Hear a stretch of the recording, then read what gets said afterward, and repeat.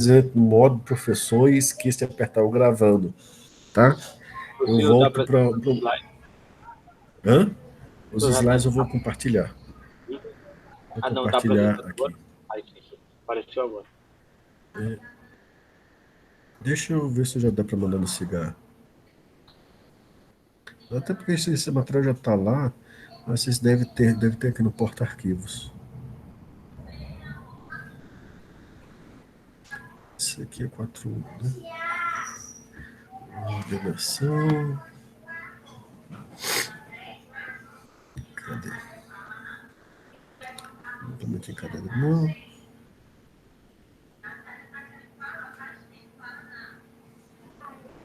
Pronto. Pilhas e filas com vetores. É esse aqui? Deixa eu ver aqui.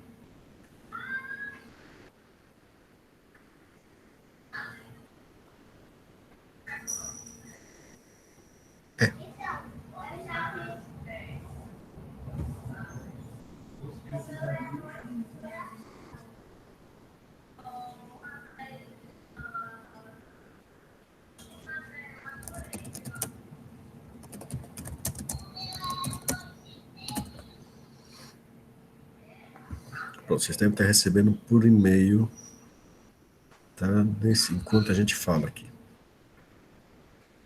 Tá certo? Então vocês podem baixar e acompanhar. Tá? Então, a escolha adequada de estrutura de dados agiliza os códigos de execução deles. Tá bom? Java já tem muitos deles implementados. No entanto, eu vou fazer vocês reimplementarem eles por alguns motivos simples. A reimplementação desses códigos será mais confiável que a maioria dos containers de Java já tem pronto. E quando tiverem a mesma confiabilidade, ou seja, Java não vai ganhar, vai empatar, o código de vocês vai ser ou tão rápido quanto ou mais rápido. E mais importante, ele vai ser seu para vocês no futuro, quando acabarem o curso, estiverem trabalhando na empresa de vocês ou numa empresa grande, vocês adaptarem ele para suas necessidades. Não se engane. O que eu passo aqui dura 20 anos, 30 anos à frente da sua carreira. Certo?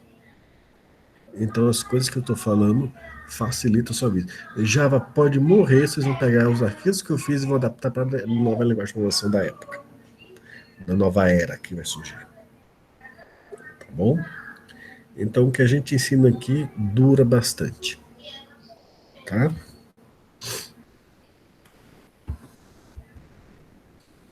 E isso a gente usa para tudo, né? Jogos, músicas, biologia, multimídia, física, tá? Agora, por que a gente vai ver isso? Bom, a razão principal é que tudo que está feito em container de linguagem de programação não pode ser mágica. Não pode ser uma arte oculta que alguém na Torre de Marfim, nas Torres de Marfins, da Oracle, do consórcio C++, do consórcio Python definiu, e vocês não podem saber o que está por trás dele. Não. Não. Vocês são programadores, são analistas de sistemas, são cientistas da computação, nem que sejam professores de ciência da computação. Vocês são os magos. Então a coisa não pode ser uma magia que vocês não compreendem. Vocês têm que saber fazer essa magia. Certo? Segunda razão, o que vocês vão fazer possivelmente economiza memória. Professor, o computador hoje tem 8 GB de memória, 16 GB, 4 GB. Daqui a pouco vai ter 32, 64 GB. Não sei se vai ser tão daqui a pouco. Mas ao mesmo tempo que a gente tem toda essa questão de muita memória, nós estamos também consumindo mais memória. Olha, até nossa aula no momento está via web, ou seja, estamos consumindo não só a banda passando sua internet, mas a memória do seu computador com um aplicativo de vídeo para você assistir. E muitos de vocês, eu tenho certeza, programam ouvindo o Spotify ou o YouTube, que também gastam suas memórias. E se vocês tiverem o Facebook aberto, não sei se vocês conseguem programar com o Facebook aberto, eu abandonei ele de todas as maneiras, então não sei, mas eu sei que o aplicativo do Facebook ocupa uma memória estúpida, especialmente porque está espionando o que você está fazendo na sua vida. Né? para fazer o Facebook com o que ele quer propõe se fazer, ele precisaria talvez de um terço ou menos da memória que ele ocupa no momento. Mas para fazer isso e pegar tudo que seu microfone vê sem você saber, tudo que seu microfone capta sem você saber, e tudo que você digita, né, coisas do tipo, aí ele precisa daquele tamanho todo. Tá certo? Isso é comprovado, gente. Não é invenção do seu professor. Eles fazem isso mesmo e não mentem. Tá naquele termo de uso deles, aquele texto enorme, que um dia eu parei para ler só para ver o que está acontecendo. Pior que eles são a Microsoft. A Microsoft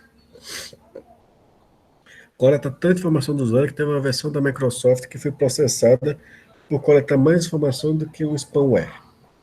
Do que um spamware ou um spyware ou um malware. Até que foi considerado na época, eles tiveram que reduzir a quantidade de informação que elas coletam do usuário, que foi considerado malware pela corte americana. Foi mesmo. Foi mesmo. Não estou mentindo, não. Isso aconteceu uns 8, 10 anos atrás. Né? E agora também não tenho dúvida. E o pior, né, que ainda tem gente que se expõe muito, né, nas redes e nesses ambientes, né, e não sabe nem. Mas tem essa questão ética que é importante, mas eu vou deixar a disciplina de ética discutir isso. Mas eu estou em outra vibe que está relacionada, que é economia de memória e tempo. Uhum, Porque também. tudo isso fica pesado no seu computador, tá Ou certo? o celular mesmo. No celular mesmo. E não é só ele, não. Tem muita gente que começa a usar container já pronto em linguagem e não quer economizar memória, já pega o bloco já todo feito, um conjunto de ferramentas novas que saem do fogo. Assim, vocês que são novos em computação, vocês não pararam para fazer uma questão que quem está há uns 5 anos a mais que vocês já fizeram. Peraí, se a interface gráfica, se o programa faz, se o Word faz exatamente a mesma coisa que o Word faz 10 anos atrás, por que ele ocupa tanto gigabytes a mais de memória? A razão disso é que as pessoas que desenvolveram ele começam a usar diversos conjuntos pré-prontos, sabe? Toolkits, tudo já pré-pronto para eles fazerem as coisas. E esses toolkits não foram exatamente feitos para desenvolver o Word, foram feitos para outra coisa. E aí você tem uma interface gráfica que ocupa, para um ganho mínimo estético, ocupa 3 a 10 vezes mais espaço. E você poderia estar ocupando os mesmos espaços de antes, com a mesma estética moderna atual, se vocês usassem as estruturas certas. Um minuto, gente. Tem alguém querendo falar comigo? Espera um pouquinho.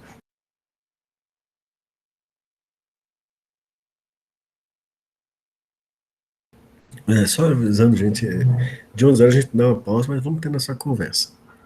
Mas então a gente vai ter que fazer essas coisas. Então, vocês precisam de desempenho acima do que os containers que as linguagens oferecem, tá? Ou porque é necessário corrigir, ter maior cultura de dados e corrigir os erros. O 3 eu vou abrir um parênteses aqui. Para grande, para 99% das linguagens de programação, isso é verdade. As estruturas de dados que a gente vai ver, se você implementar, elas serão mais ágeis e tendem a consumir, textos façam razoavelmente elas, tendem a consumir bem menos memória do que as que já estão prontas em Java, por exemplo. No entanto, existem linguagens de programação que têm containers prontos em que isso não é verdade. C++ é um belo exemplo disso. Né? A maioria dos containers C++ são seguros, é certo?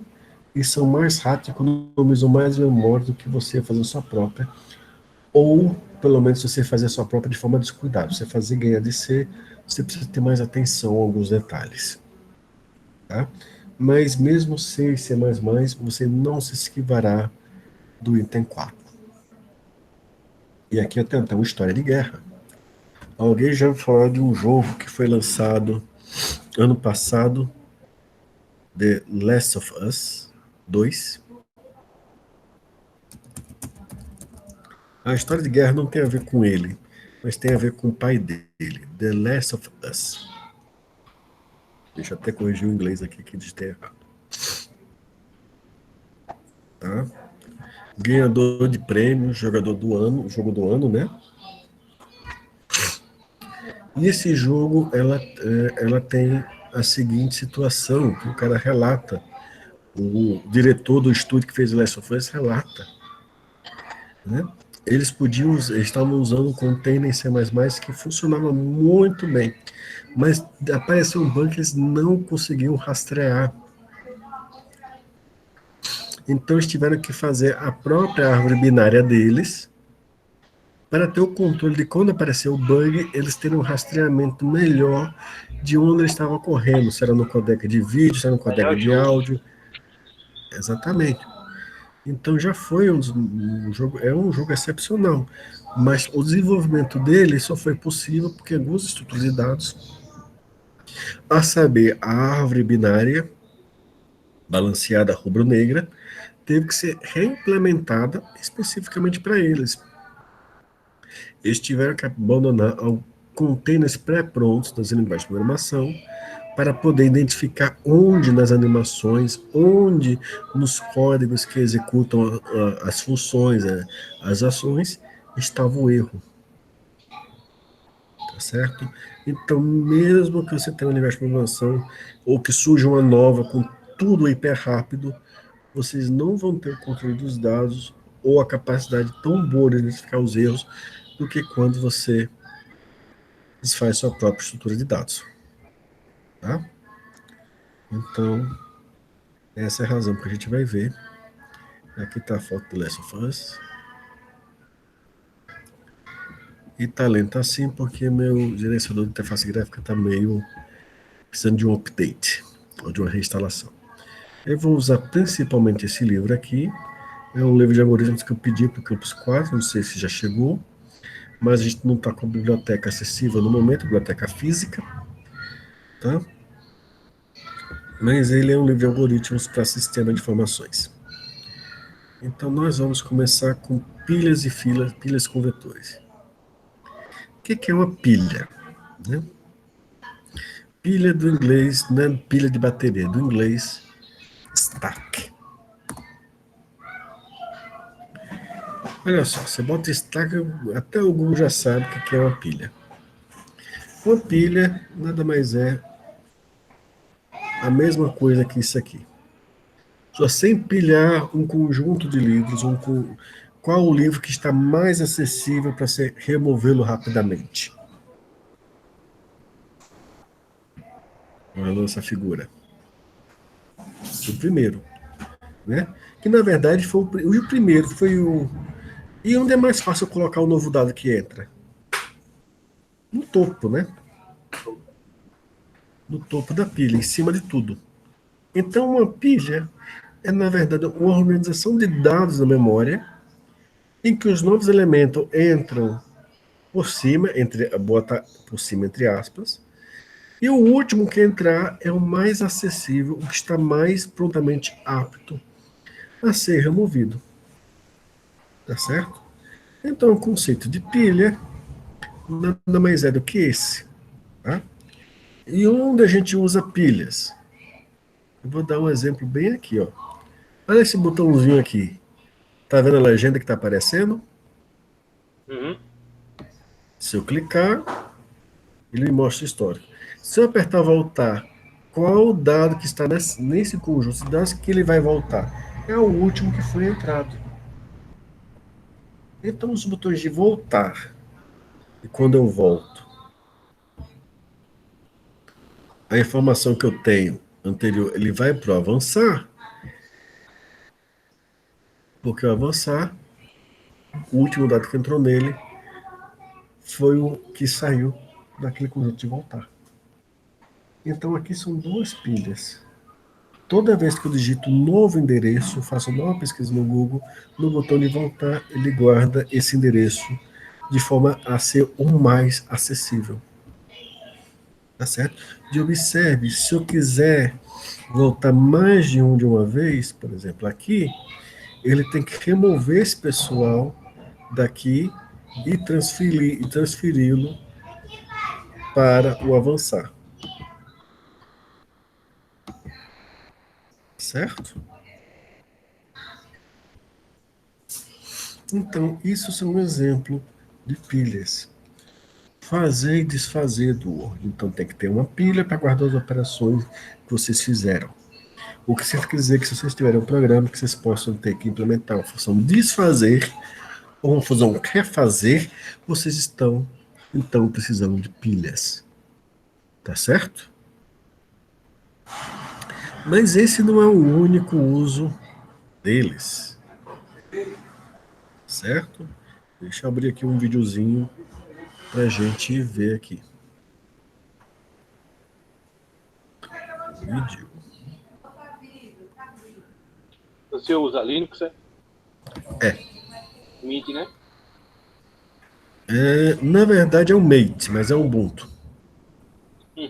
Né?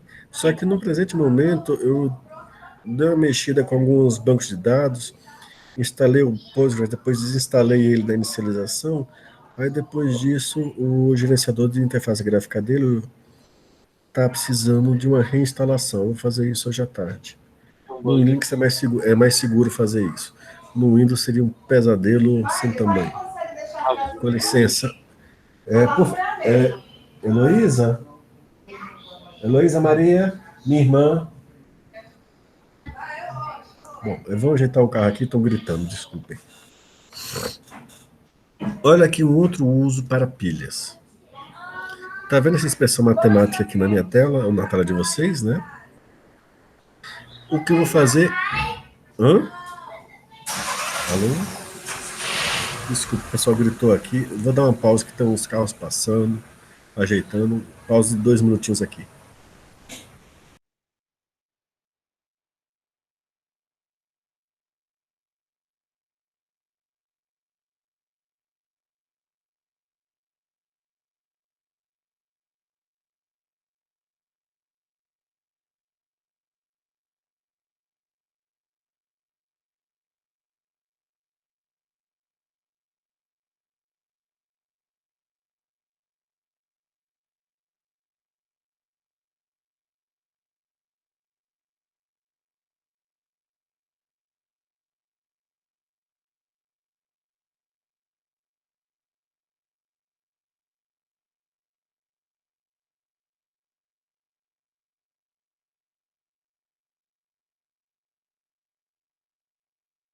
Acho que agora parou a gritaria aqui, vamos voltar aqui. Tá bom? Então, esse rapaz, esse algoritmo aqui, conhecido como Dijkstra de duas pilhas, tá? Ele faz o seguinte: ele é um programa para calcular expressões matemáticas. Você tem ele escondido, implementado naquela ideia do Python, e as linhas de informação executam ele quando resolve as expressões aritméticas que vocês digitam para ele. Tá certo? Então, qual é a ideia dele? Supõe que todas as expressões que vamos digitar, elas têm parênteses, certo? Mas você vai ler a expressão como se fosse um string. Se você ler um valor, você vai colocar ele numa pilha de valores. Se você ler um operador, você vai colocar o operador numa pilha para operadores. Se você abre parênteses, você não vai fazer nada, ignore. Se você ler um fecha parênteses, você vai tirar um operador da pilha de operadores e dois valores ou a quantidade de valores que eles precisam para a operação. Executar a operação e retornar um valor para a pilha. Por exemplo, 1 foi para a pilha de valores, mais foi para a pilha de valores, o 2 foi para a pilha de valores, o mais na pilha de operadores, outro mais para a pilha de operadores, e ele vai lendo e fecha parênteses. Aí ele tira um operador da pilha de operadores, faz as contas e o resultado vai para a pilha de valores. Vezes, abre, 4, vezes, 5, vai empilhando, fecha parênteses. Tira o vezes, tira o 4 e o 5, faz a multiplicação e coloca ali. Fecha parênteses, tira dois operadores, que é o vezes, faz a multiplicação, 20 vezes 5, 100, retorna, e por fim, faz isso. Deixa eu reproduzir isso em câmera lenta.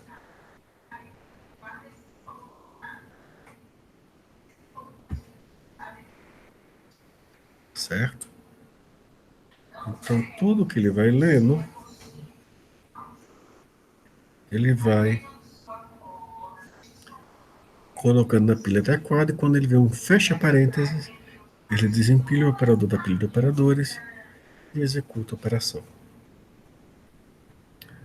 Aposto que vocês não faziam ideia que era assim que as linguagens de programação, né, faziam suas contas aritméticas, não é mesmo?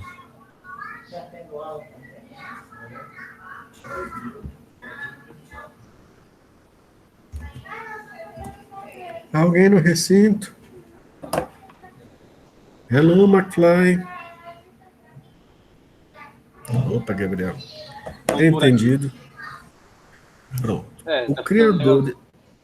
o criador desse algoritmo é uma pessoa que vocês ouvirão o nome com muita frequência.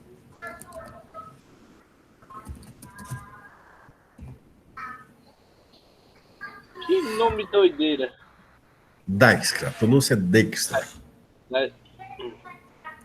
Esse senhor aqui, ele já é falecido, tá certo? Algumas das contribuições de Dijkstra para a computação. Primeiramente, sistema operacional. Ele é o criador do primeiro sistema operacional que nós tivemos. Tá certo? Segundo, linguagens de programação. A razão que a gente não programa mais em circuitos e programar depois em assembly, depois em outras linguagens de programação, foi porque esse cara decidiu fazer compiladores.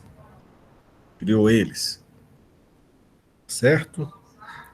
Então, esse que vocês estão apelidando de DJ Azeitona merece mais respeito. Ele que criou a tecnologia das linguagens de programação, os sistemas operacionais, programação em paralelo, os fundamentos, foi tudo ele que criou. Tá bom, para os fundamentos. Respeita o cara. Resolução de problemas. O cara era safo em resolver qualquer problema. Tá? Safo pra caramba. Então, esse nome vocês vão ouvir muito nessa disciplina de História de Dados 2. Vão ouvir ele em SO, vão ouvir falar dele em sistemas distribuídos. E se vocês forem algum dia pagar compiladores, o nome dele também vai ser falado lá. Tá? O cara fez um monte de coisas para computação. Certo? Vamos lá. Vamos voltar nossas pilhas. A gente vai começar com estruturas elementares, pilhas, fios ligados, conjunto de juntos. Eu já estou ensinando mais estudo de dados 2, porque a gente está via web, às vezes a velocidade não é a mesma que eu gostaria. Todas elas são para conjuntos dinâmicos de dados. O que quer dizer isso? Conjuntos de dados em que você acrescenta mais dados com o tempo e dados saem dali com o tempo. Então a gente quer estruturas de dados que cresçam e encolham com o tempo. Tá bom? Por que eu vou querer isso? Pela mesma razão que eu tenho um botão de voltar. O botão de voltar, por que eu quero ele? Para guardar as operações. Quantas operações eu vou guardando ele? Quantas eu precisar. Tá? Quando for esvaziando, eu vou enchendo no avançar. Certo? Então, a quantidade de dados que eu vou guardar vai diminuir e aumentar com o tempo. Tá? Que outras coisas vai ser assim? Conexões de sockets de pessoas que estão acessando o site web. Quando vocês tiverem que fazer a sua entrada no SISU, então tinha que ter uma aplicaçãozinha que gerenciava as conexões e ficar guardando elas. E quando ela é bem feita, bem direitinho, tem máquina suficiente, ela aguenta o volume de pessoas acessando o SISU. Quando não, o SISU cai por algumas horas ou por um dia. Já passaram por isso. Mas não é o único lugar. Não estou dizendo que o SISU foi mal feito, só estou dizendo onde você vai utilizar. Outro canto você vai utilizar, serviços online. Tá? Estou logado no serviço online, estou jogando um jogo online, estou participando de uma reunião online. Tudo isso envolve uma estrutura de dados que aumenta ou diminui com o tempo. Tá certo? E as mais básicas elas são as pilhas e as filas. Né? Então, muda no tempo. A gente quer consultar elas, por exemplo, ver o que está no botão voltar, retorna informações sobre os conjuntos, modificar, alterar no tempo, inserir, remover dados. certo? Buscar, né? Eu quero procurar se naquele banco de dados tem o nome de fulano de tal ali dentro, né? Inserir, remover. Não estou dizendo que essa é a interface, isso aqui é só dizendo operações comuns.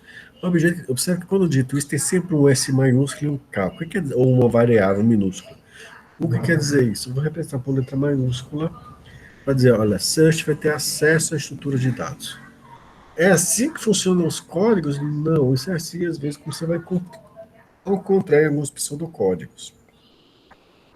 Para informar que você tem acesso a S.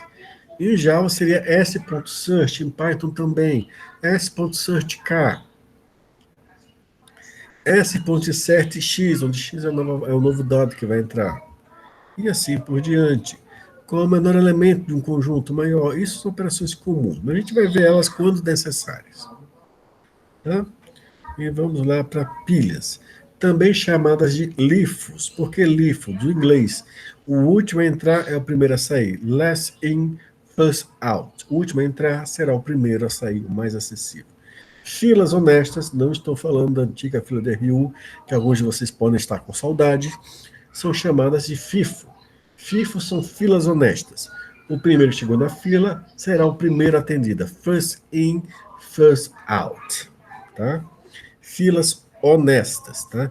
Filas desonestas é outra história. Bom, a gente também vai ver como se implementa uma fila que permita, abre parênteses, desonestidade, porque não vai ser desonestidade, tá bom? Em que momento eu quero uma fila que permita desonestidade? O que seria desonestidade? Entrar no meio da fila. Em que momento eu vou criar uma fila desse tipo?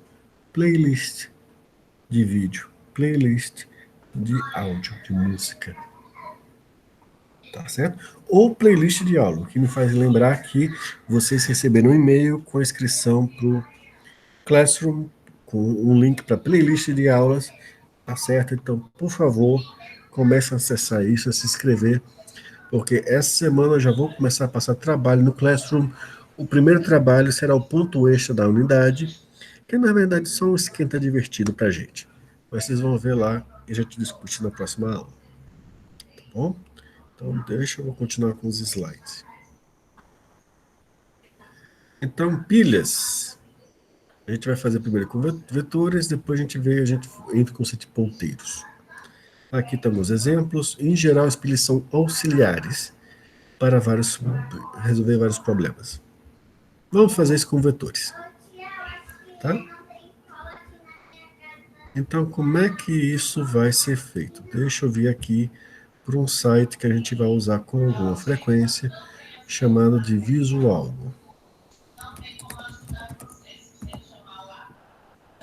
Eu tenho que botar isso também no Cigar, esse link aqui.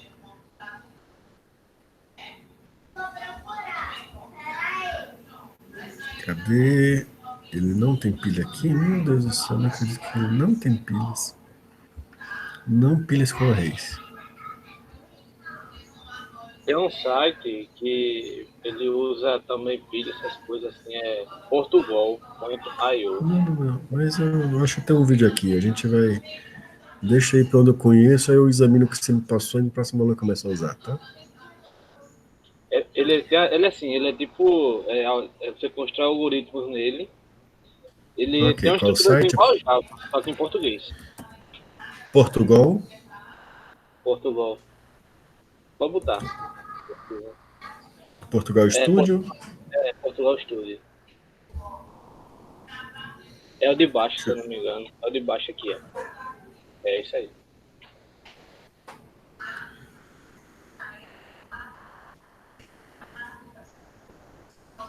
Não, mas esse aqui é um IDE, eu não quero o IDE. Eu quero primeiro mostrar.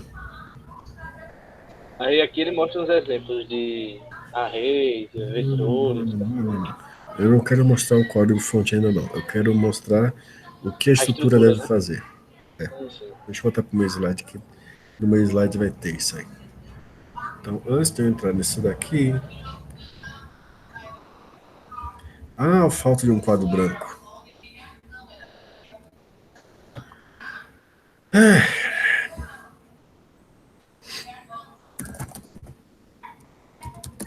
Vamos para algumas coisas antigas, mas que funcionam.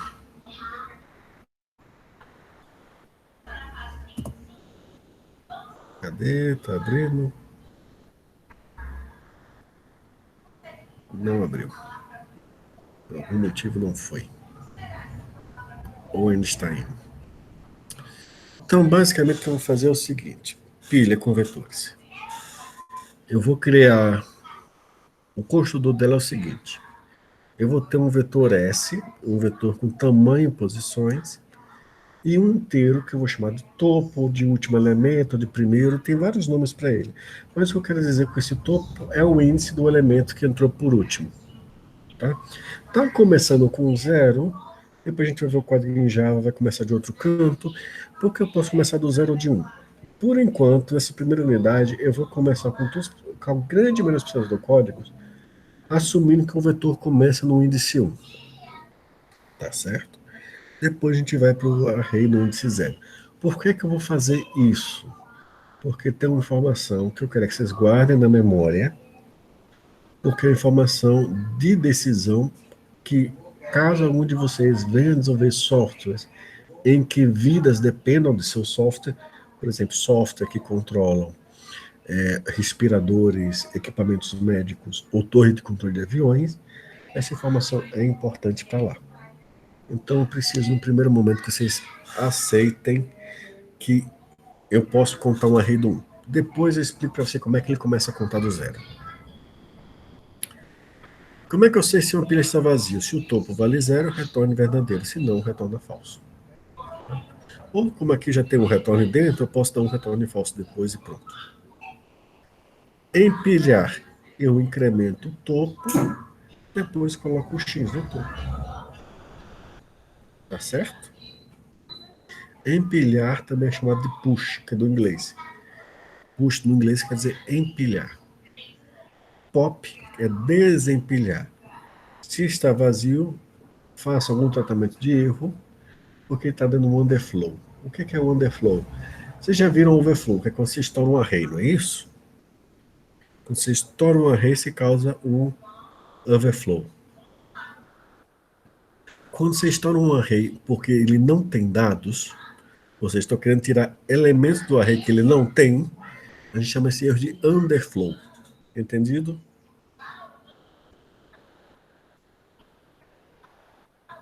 Tranquilos? O Xig abriu aqui, mas aí já estou aqui. Então, deixa eu ver como é que isso funciona. Deixa eu desenhar aqui uns quadradinhos pra gente. Todo mundo tá vendo Xfig, né? E tá lento porque meu gerenciador de interface gráfica tá pesado e isso aqui tá complicado. Aí não vai dar para fazer isso aqui.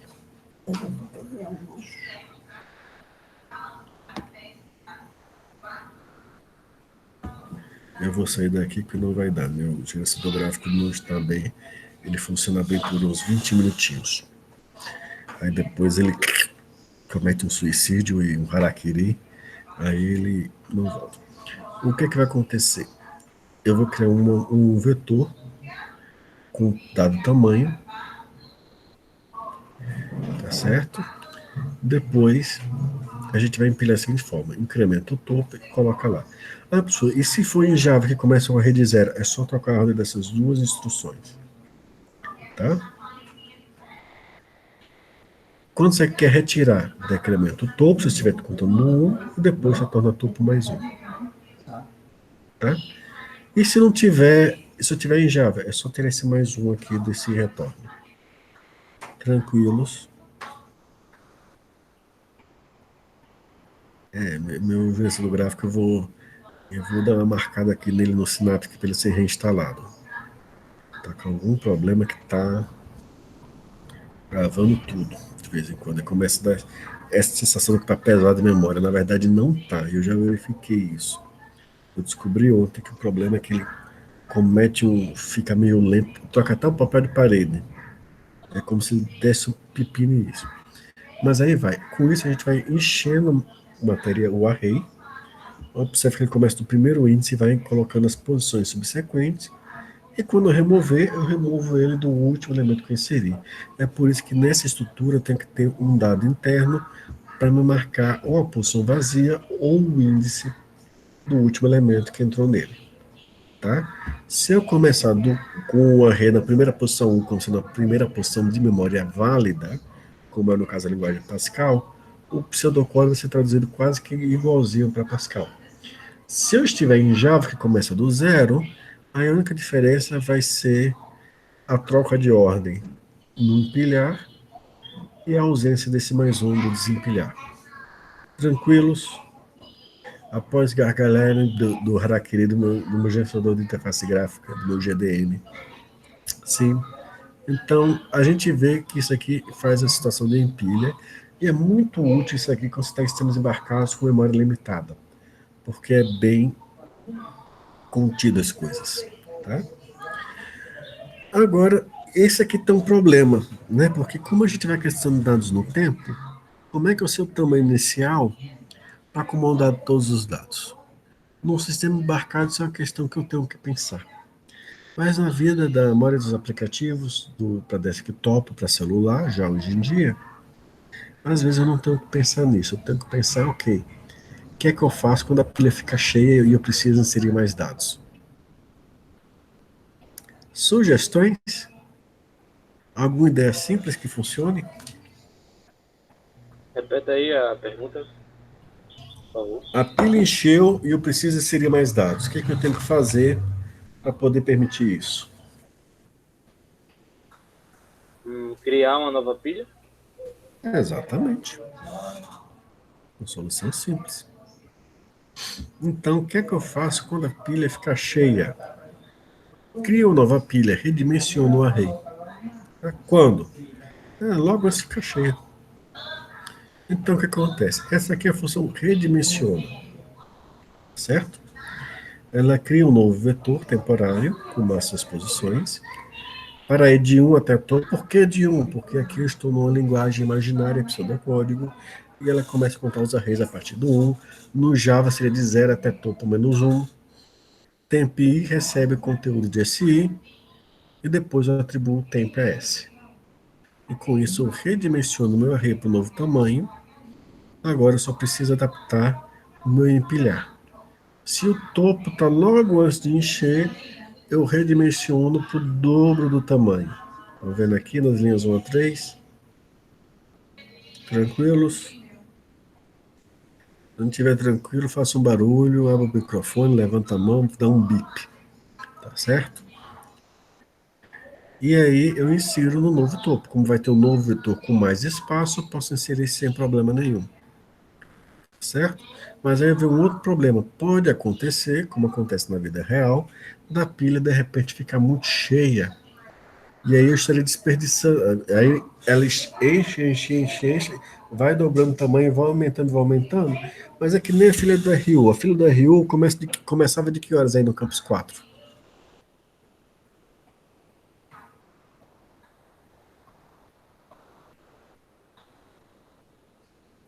A fila da Rio começava às 7 da manhã e era do mesmo tamanho até de noite? Ou não? Acho que era as 12. Ah, tinha um horário de pico, onde mais pessoas acumulavam ali e depois esvaziava. As autoridades também têm isso, as situações, elas encaram essas situações também.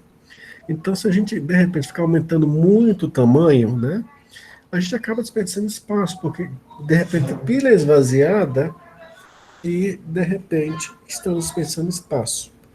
Então, o que que faz? Se a gente ficar com a pilha começar a ficar muito vazia, a gente reduz o tamanho. Então, a mesa redimensiona, o push redimensiona, só que aqui meu desempilhar, meu pop, está alterado. Como? Se está vazio, dá um deflow, se não, isso aqui é de antes, tiro do topo, só que o topo, a variável, eu guardo no temporário. Por que eu guardo no temporário? Porque vou ter um if aqui, é o seguinte, se o topo é maior que 0, ou seja, se eu tenho dados na pilha, só que eu só estou ocupando 1/4 do tamanho da pilha. Né? Se você escrever em Java, vai dar certinho, porque quando você divide por 4, ele ignora a parte fracionada, né? Ele atribui para o inteiro e fica igual, né? Eu redimensiono para metade do tamanho. Ou seja, se eu tenho apenas um quarto vetor ocupado, quando chegar a essa situação, eu reduzo o meu array para metade do tamanho.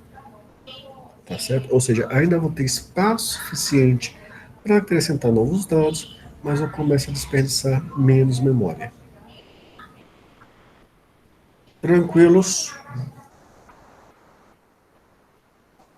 Tranquilo. Pronto. Eu vou dar uma pausa aqui de 10 minutos, tá bom? Quando voltar, a gente lê uma poesia, lê uma história e depois começa a ver o código disso em Java, tá certo? Tá bom, pessoal? Então a gente volta às 11h05, tá certo? Eu vou interromper a gravação, alguém me lembre para voltar a gravar nesse horário, tá bom? Hum? Então, até breve.